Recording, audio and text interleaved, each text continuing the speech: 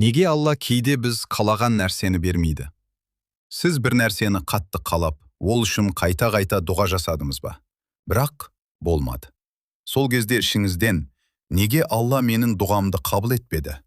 Неге басқаларға бар, алмаған жоқ? Мүмкін, менің дұғам естілмей жатқан шығар, деген ой өткен болуы мүмкін.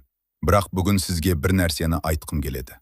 Мүмкін сіздің қалағаныңыздың берілмеуі, Алланың сізді ұмытқаны емес. Керісінше, сіз білмейтін бір хикметтің болуы шығар.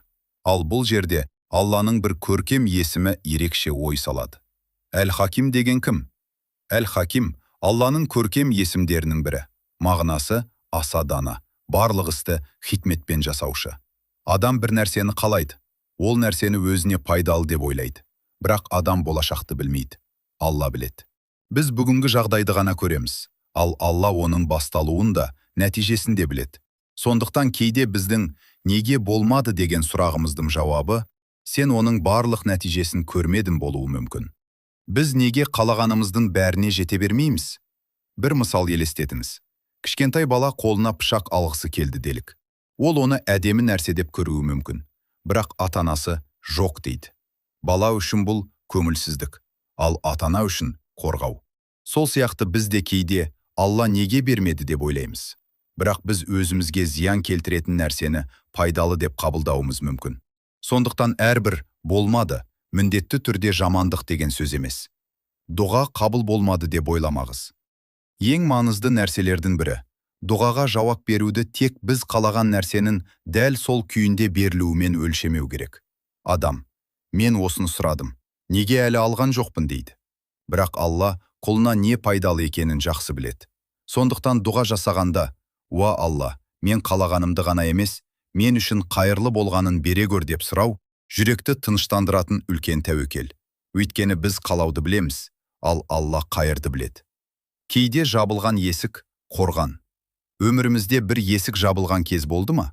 Бір жұмыс болмады, бір жоспар орындалмады. Бір адаммен жолыңыз екіге айырылды. Бір мүмкіндік сізге бұйырмады. Сол сәтте ауыр болуы мүмкін. Бірақ біраз уақыт өткеннен кейін жақсы болған екен деп түсінген жағдайлар да болады. Сол себепті бүгін түсінбеген нәрсеңіз үшін Алланы кінәлауға асықпаңыз. Мүмкін сіз жылап тұрған жабық есіктің ар жағында сіз білмейтін зиян тұрған шығар. Алланың Әл-Хаким есімін еске алыңыз. Егер қазір өміріңізде түсініксіз жағдай болса, күткен нәрсеңіз орындалмаса, дұғаңыздың жауабы кешігіп жатқандай сезілсе, болашағыңызға алаңдасаңыз, Әл-Хаким есімін еске алыңыз. Бұл есім сізге, мен бәрін түсінбеуім мүмкін, бірақ Алла бәрін білет деген ойды еске салады. Алланың шешімі біздің шектеулі көзқарасымыздан әлдеқайда кең. Жүрекке арналған дұға. Қазір бірге дұға етейік. Уа Алла, уа Әл-Хаким, мен түсінбеген нәрселердің бәрін өзім білесің. Маған қайырлысын нәсіп ет. Маған зиянды болған нәрседен сақта. Егер қалаған нәрсе мен үшін қайырлы болса, оны жеңілдет. Ал егер қайырлы болмаса, жүрегімді одан бұрып, одан да жақсысын нәсіп ет. Саған тәуекел ететін